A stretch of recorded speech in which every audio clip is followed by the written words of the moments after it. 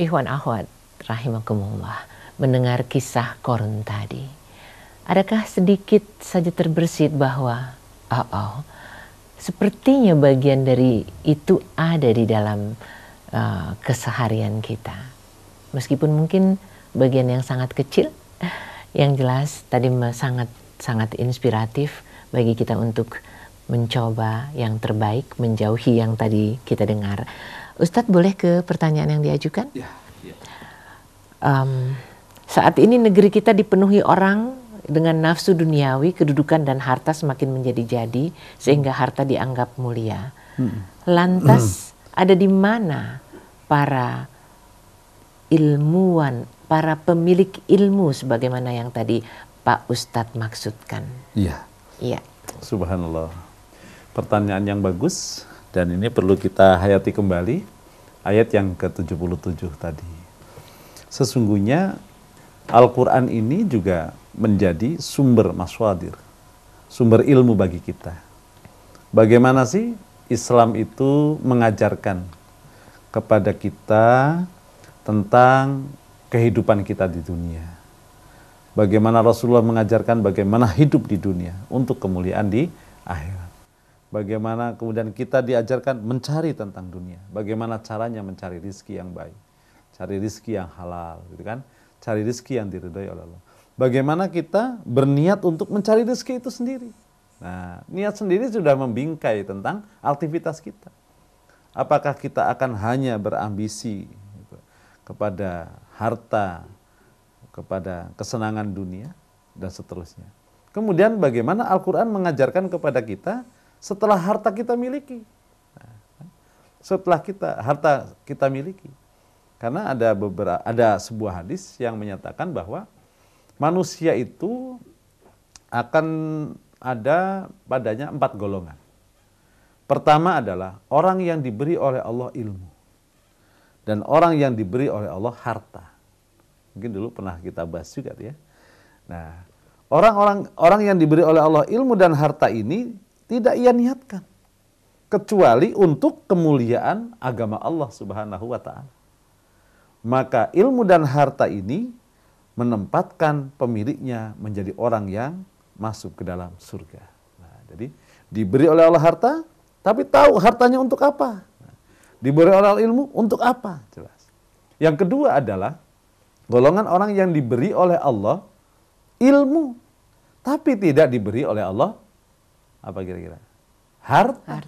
Nah, tapi golongan yang kedua ini punya cita-cita seperti golongan yang pertama. Apa tadi golongan yang pertama? Ya Allah, berilah saya ilmu. Ya Allah, berilah saya harta. Karena dengan ilmu dan harta itu rasanya akan memperluas bagaimana saya bisa berbuat amal yang banyak untuk akhirat saya. Tapi takdirnya Allah tidak berikan dia harta, hanya diberi ilmu. Namun karena cita-citanya sama dengan orang yang golongan yang pertama, dia pun termasuk penghuni surga. Nah, ini yang golongan yang kedua. Golongan yang ketiga, nah, kira-kira apa Bu Nuni? Golongan yang ketiga. Kira-kira orang yang diberi oleh Allah harta, tapi tidak diberi ilmu. Nah, ini mungkin Qarun termasuk. Artinya dia bisa berusaha mencari harta sebanyak-banyaknya. Ambisinya untuk mencari harta luar biasa. Begitu kira-kira. Masya Allah. Tapi dia tidak tahu cara mencarinya. Nah, sehingga dalam memenuhi, dalam mengejar ambisinya, tidak lagi dia kenal rambu-rambunya. Begitu kira-kira. Yang halal, ia ambil. Yang haram juga dia ambil. Hak orang lain juga dia ambil. Nah, jadi orang yang diberi oleh Allah kemampuan berharta tapi tidak punya ilmu. Nah, setelah dia memiliki harta yang banyak, karena nggak tahu ilmunya juga, akhirnya bukan ia salurkan, bukan ia nikmati di jalan yang diridhai oleh Allah, karena nggak tahu ilmunya, dia pergunakan untuk apa yang menjadi keinginan hawa nafsunya. Nah, Jadi golongan yang ketiga tadi, orang yang berharta tapi tidak berilmu. Inilah golongan yang hina yang masuk ke dalam api neraka. Auzubillah min dzalik. Nah, yang lebih parah lagi adalah golongan keempat. Apa kira-kira golongan yang keempat? Orang yang tidak diberi harta, tidak diberi ilmu, cita-citanya hanya pada golongan yang ketiga. Apa tadi golongan ketiga? Hanya ingin menjadi orang kaya saja di dunia. Nah, maka orang ini yang paling parah. Harta ndak punya, ilmu ndak punya, cita-citanya juga nggak sampai di akhirat, hanya sampai di dunia saja. Kalaupun nanti dia benar jadi orang kaya, pasti nggak jauh beda dengan yang ketiga, karena memang cita-citanya itu. Maka golongan yang keempat ini termasuk dari golongan yang ketiga. Subhanallah. Nah, dengan pertanyaan tadi, kemana orang-orang yang berilmu? Nah, mudah-mudahan hadirnya bulan suci Ramadan ini memperkaya, mempertajam, dan menguatkan ingatan kita tentang bagaimana tuntunan Allah bagi manusia hidup di dunia ini, bagaimana cara menjalaninya supaya diridhoi oleh Allah Subhanahu wa Ta'ala. Termasuk bagaimana kita menjadi orang yang kaya, yang diridhoi oleh Allah Subhanahu wa Ta'ala. Jangan menjadi orang yang kaya tapi hanya seperti Qarun yang menganggap dirinya lebih baik dan mulia. Nauzubillah min dzalik. Mudah-mudahan tidak termasuk di antara tiga yang mengkhawatirkan tadi. Yeah. Bersyukur adalah sesuatu yang ditawarkan untuk terhindar dari tiga tadi. Yeah. Pertanyaan dari hamba Allah, Qarun dibanding Firaun, mana dong lebih buruk? Subhanallah. Iya. Pada ayat ini ini para ikhwan, pendengar Rasil dan pemirsa Rasil TV yang dimuliakan oleh Allah, kisah Qarun ini tidak hanya pada surat apa nih yang sekarang kita bahas, Al-Qasas. Secara sepintas pun Allah jelaskan nanti dalam surat berikutnya. Ini kan Al-Qasas surat yang ke-28. Dalam surat Al-Ankabut surat yang ke-29, Allah pun menyebutkan di sana tentang Qarun yang disejajarkan dengan Haman dan disejajarkan dengan Fir'aun. Dan juga secara sepintas diterangkan juga dalam surat Ghafir. Nah, itu sepintas. Tapi kisah Qarun yang panjang dan mencakup ada pada surat Al-Qasas yang kita bahas pada kesempatan sore hari ini. Jadi kalau pertanyaannya gitu kan, lebih zalim mana Fir'aun dengan Qarun? Nah, kira-kira ketiga-tiganya disejajarkan karena kezolimannya. Tentu dengan kapasitas yang berbeda-beda. Fir'aun zolim karena kekuasaannya, kemudian Haman zolim karena jabatannya, sementara Qarun zolim karena hartanya. Kezoliman dari tiga prototipe manusia ini dampaknya sama, mengundang azab Allah Subhanahu wa Ta'ala. Wallahu a'lam bishawab. Ya, mari kita renungkan senantiasa, karena itu adalah bagian yang kita rindukan ya, menjadi kaya, menjadi berilmu, menjadi orang pandai. Ya. Kemudian masuk juga surga. Oke, ini ke Ibu Emma Jufri di Empang, Bogor. Lantas bagaimana untuk menjadi hamba Allah yang benar-benar bisa menjalankan syariat yang baik, tidak sombong, tidak mencari harta dan segala macamnya, terutama di bulan-bulan menjelang Ramadan. Terima kasih. Iya. Ibu yang ada di Bogor, alhamdulillah, pertanyaan luar biasa. Jadi kaidah tentang bagaimana menikmati hidup, nah ya, kaidah bagaimana menikmati fasilitas hidup yang Allah berikan. Tadi itu 5 petunjuknya dalam surat Al-Qasas ayat 77.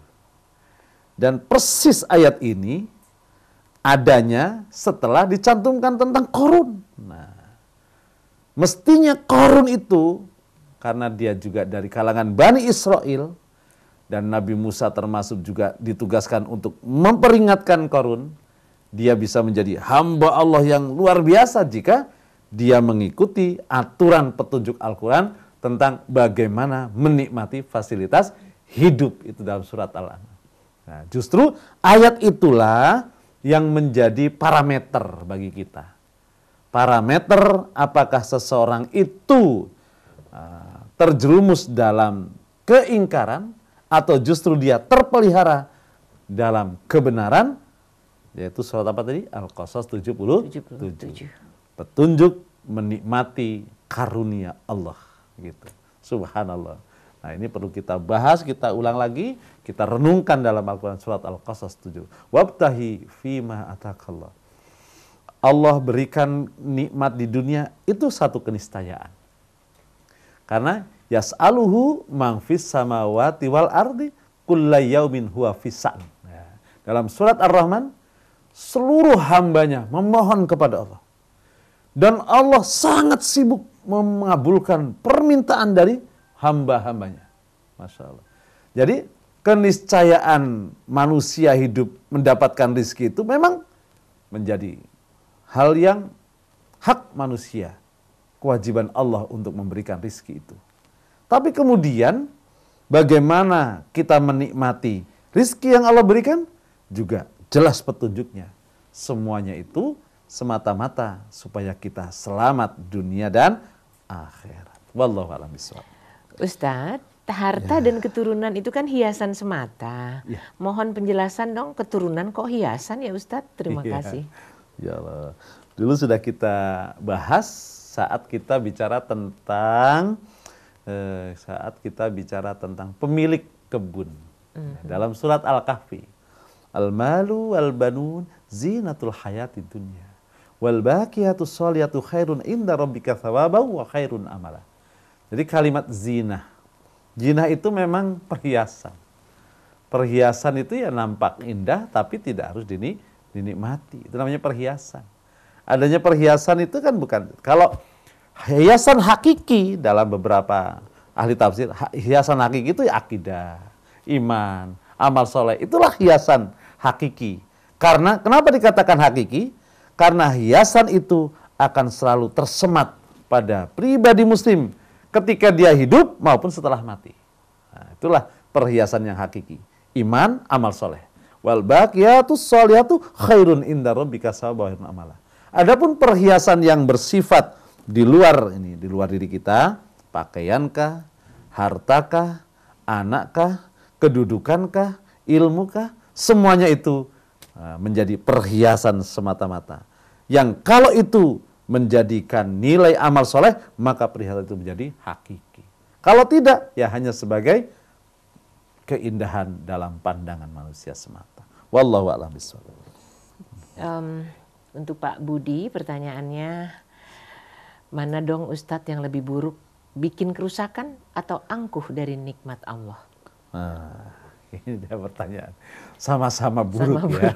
Sama buruk. Berbuat kerusakan. Angkuh. Nah, angkuh itu termasuk dari berbuat kerusakan. La tufsidu fil ard. Janganlah kalian berbuat kerusakan. Berbuat kerusakan di muka bumi ini memiliki makna yang banyak.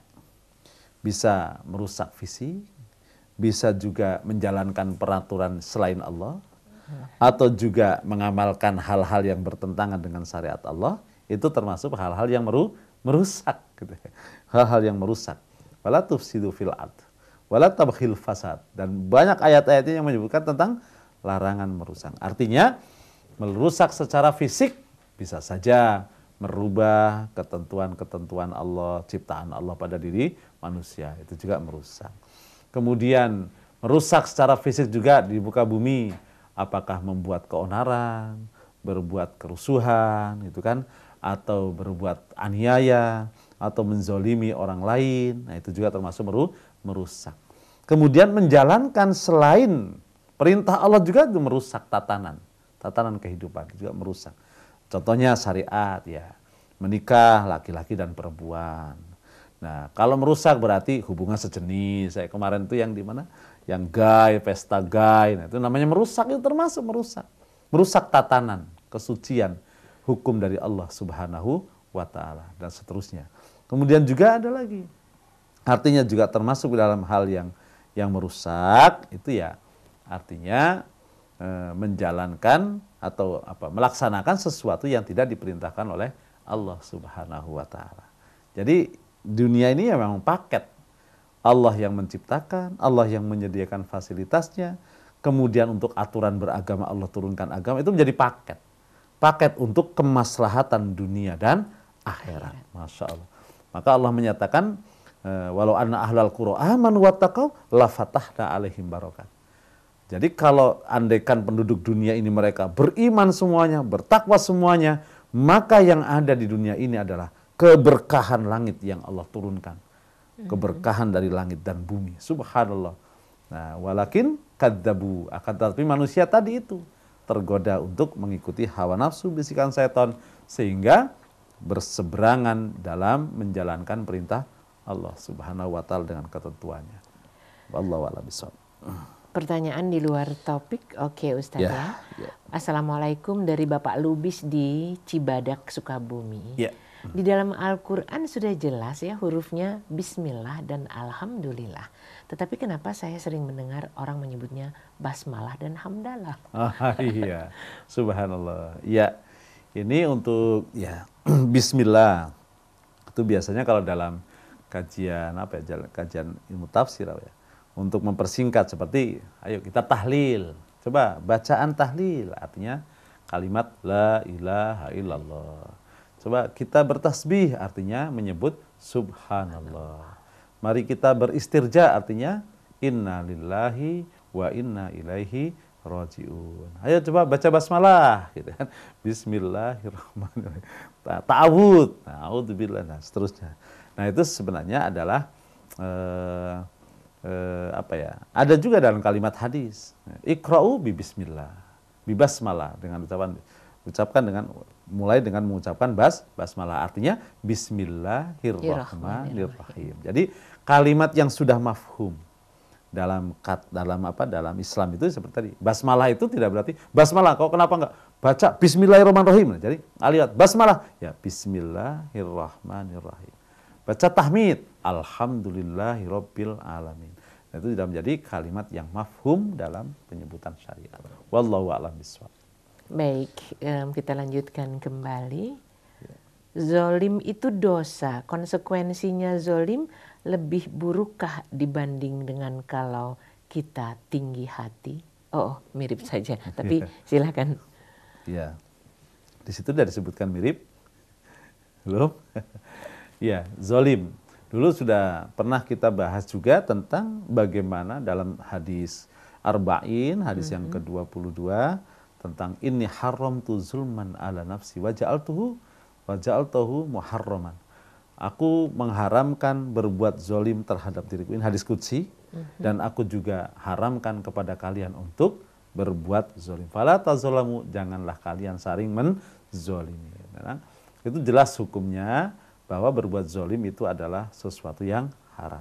Kemudian bagaimana dengan sikap tinggi hati? Nah, Allah juga mengingatkan dan memberikan nasihat. Tapi nasihat ini melalui Luqmanul Hakim kepada putranya. Wala tusair khaddaka linnas wala tamsi fil ardi maroha. Itu begitu jelas. Jadi ternyata ya berlaku zolim, berlaku sombong, ya sombong, takabur. Ini memang sifat-sifat Allah. Allah yang maha agung, Jabbar, Allah yang maha agung, yang maha besar, yang maha segalanya. Nah hambanya ini dhaif semua, lemah. Maka berlaku zalim, berlaku sombong, tinggi hati, angkuh, ini termasuk sesuatu yang haram bagi seorang hamba. Jadi dua-duanya nggak ada dua-duanya haram, betul. Baik, pertanyaan berikutnya, kalau ini dari Bekasi, juga di luar tema, oke. Pak Ustadz, menjelang puasa Ramadan kan kebanyakan minta maaf ya kepada semua saudara dan teman-teman muslim. Terus bolehkah saya juga minta maaf kepada teman-teman yang non muslim? Atau hanya via SMS saja kepada yang lain? Bolehkah? Iya, subhanallah. Jadi pertanyaannya pertama tentang memohon maaf, di minta bulan maaf. Ramadan. Ya, salah satu persiapan kita memasuki bulan suci Ramadan adalah persiapan ruhaniah, ya kan? Karena puasa ini adalah amal, kewajiban yang begitu besar dampaknya untuk mensucikan jiwa kita. Maka alangkah indahnya jika kita awali dengan hati yang bersih, niat yang bersih, jiwa yang bersih, termasuk fisik yang bersih. Maka kalaupun kita ingin meminta maaf, dalam rangka ya untuk mempersiapkan diri supaya kita memasuki bulan suci Ramadan ini dengan jiwa yang suci dan bersih, begitu.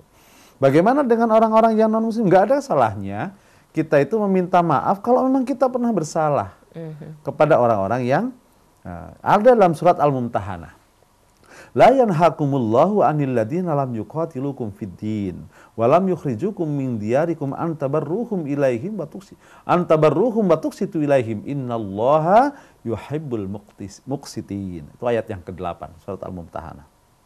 Allah tidak melarang kalian untuk berbuat baik atau berlaku adil terhadap orang-orang non-muslim yang mereka tidak memerangi kalian. Yang kedua, tidak mengusir kalian secara langsung. Nah, jadi secara sosial, jika orang-orang non-muslim yang hidup bersama kita tidak mengganggu ibadah kita, tidak mengusir kita secara fisik, tapi juga tidak memberi batasan bahwa jiwanya apakah mereka juga nggak membenci kita, wallahu a'lam. Jadi tidak bicara itu.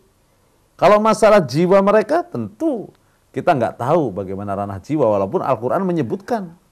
Walau Al-Quran menyebutkan dalam surat Ali Imran. Tapi kalau dalam kehidupan sosial tidak memerangi kita, juga tidak memusuhi kita, tidak mengusir kita, maka kita tidak dilarang untuk berbuat baik sebagaimana berbuat baik terhadap sesama muslim.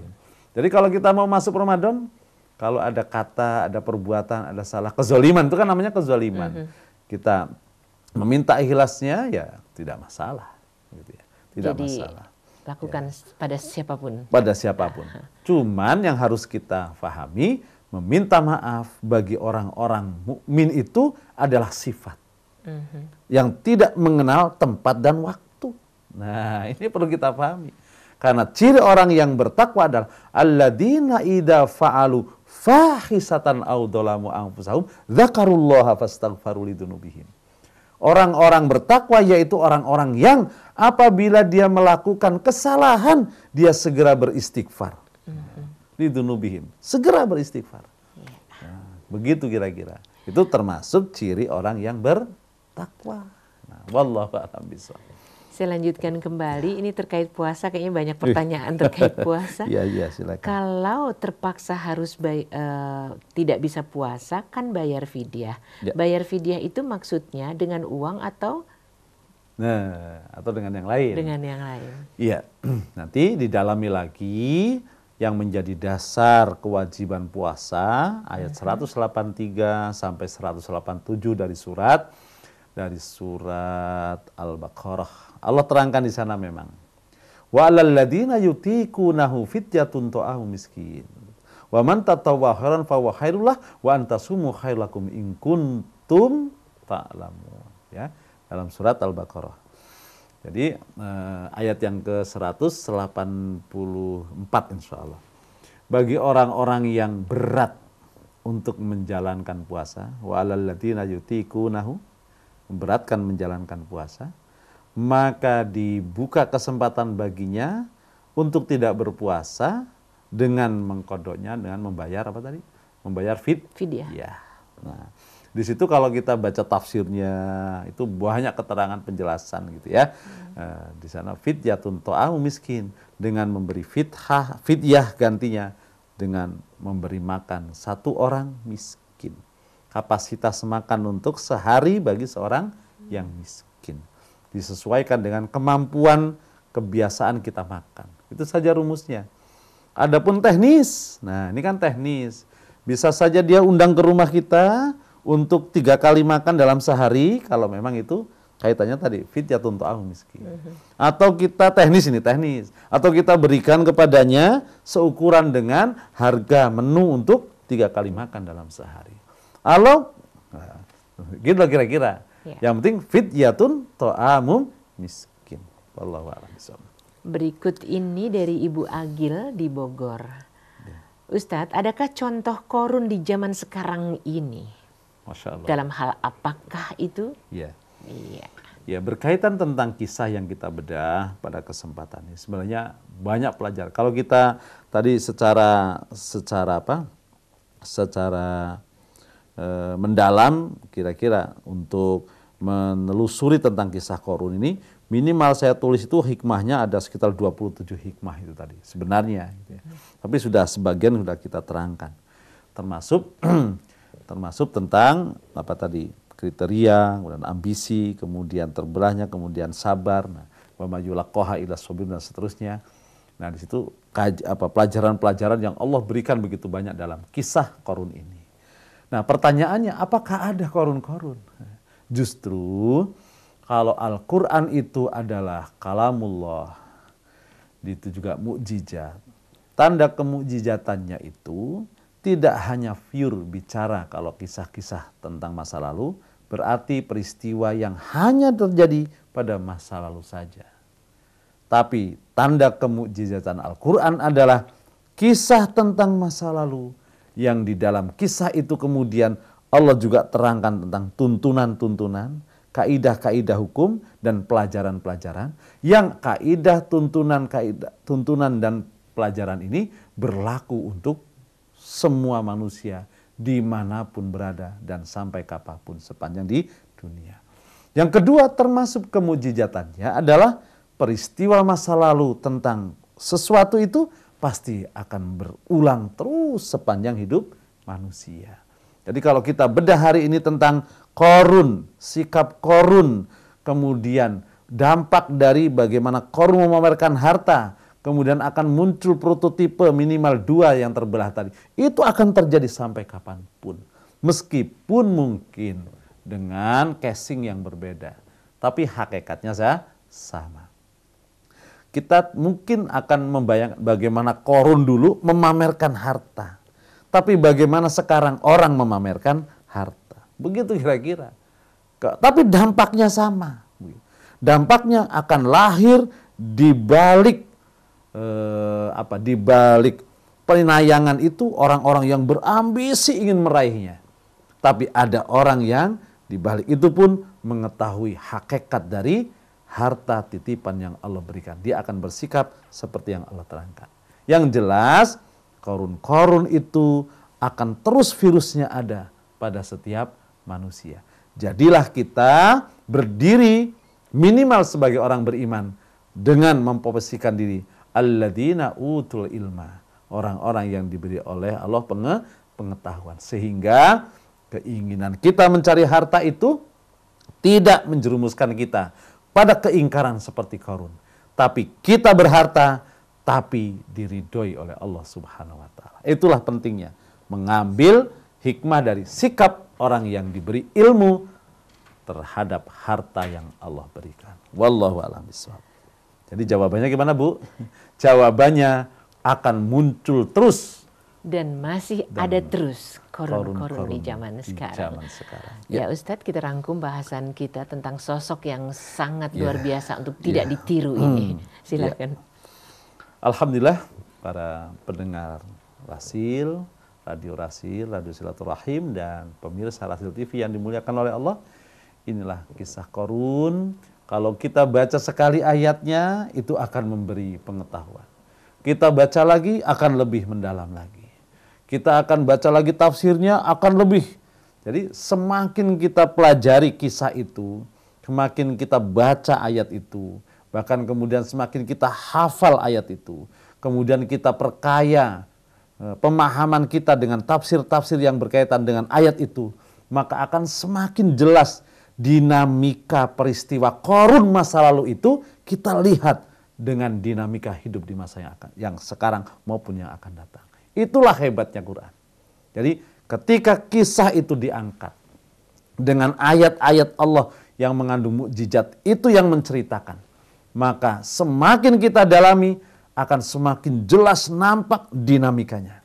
Bukan kisah kosong dengan muatan bahasa yang indah saja yang akan kita temui, tapi kemudian kisah itu akan menjelma seakan-akan menjadi gerakan dinamika hidup masa lalu, tapi terbayang persis hari ini. Itulah kemukjizatan Al-Quran. Karena ini adalah fenomena tentang manusia dengan kecenderungannya terhadap harta, dan kemudian bicara tentang sosok pribadi orang yang berharta dan menyebabkan dia lupa diri dan kufur, maka patut kita ambil hikmahnya. Karena ternyata kita sendiri sesungguhnya adalah manusia yang tidak pernah melupakan dan tidak pernah lari dari tentang kenikmatan dunia. Bahkan kita mungkin dalam barisan orang-orang yang menginginkan banyaknya nikmat Allah berupa harta. Tapi yang terbaik setelah keinginan itu adalah bagaimana kita bercita-cita memiliki harta dan diridhoi oleh Allah. Wallahu a'lam bishawab. Terima kasih Ustadz Amin dan ikhwan akhwat dari beberapa contoh yang sangat persuasif tadi. Setidak-tidaknya yang paling sederhana mungkin untuk bisa kita lakukan adalah mari kita nikmati apa yang Allah karuniakan tidak dengan berlebihan. Terima kasih. Billahi taufiq wal hidayah. Wassalamualaikum warahmatullahi wabarakatuh.